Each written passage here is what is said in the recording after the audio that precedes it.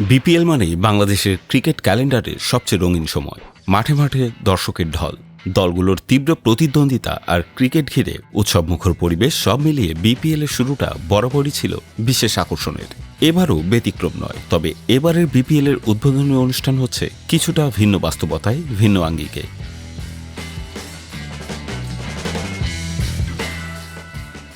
শুরুর দিকে Bangladesh cricket board ঢাকায় বড় পরিসরে জাঁকজমকপূর্ণ এক উদ্বোধনী অনুষ্ঠানের পরিকল্পনা করেছিল।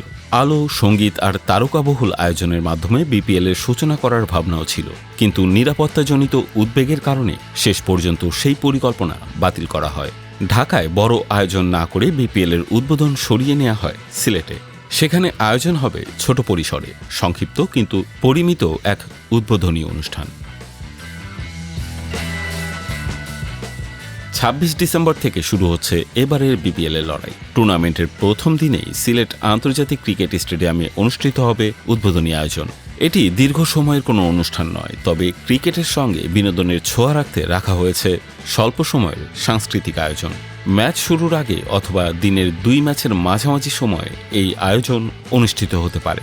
জানা গেছে দেশের কয়েকটি জনপ্রিয় ব্যান্ড এতে পারফর্ম করতে পারে, যা মাঠের উপস্থিত দর্শকের জন্য বাড়তি আনন্দ যোগ করবে। উদ্বোধনী অনুষ্ঠানকে কেন্দ্র করে প্রথম দিনের ম্যাচ সূচিতেও পরিবর্তন আনা হয়েছে।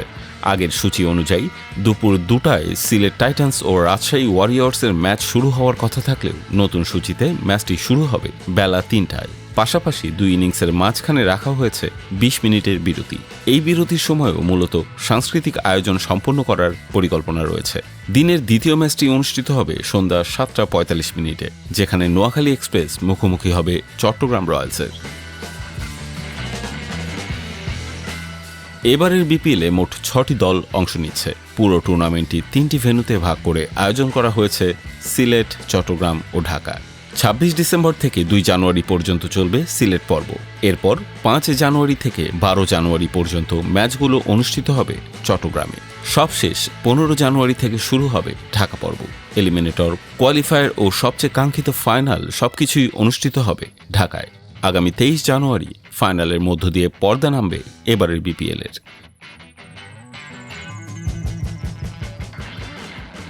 ইতিমধ্যেই সিলেট পর্বের টিকিটের মূল্য প্রকাশ করেছে বিসিবি। গ্যালারি ফেদের টিকিটের দাম নির্ধারণ করা হয়েছে ২০০ থেকে শুরু করে সর্বোচ্চ ২০০০ টাকা পর্যন্ত।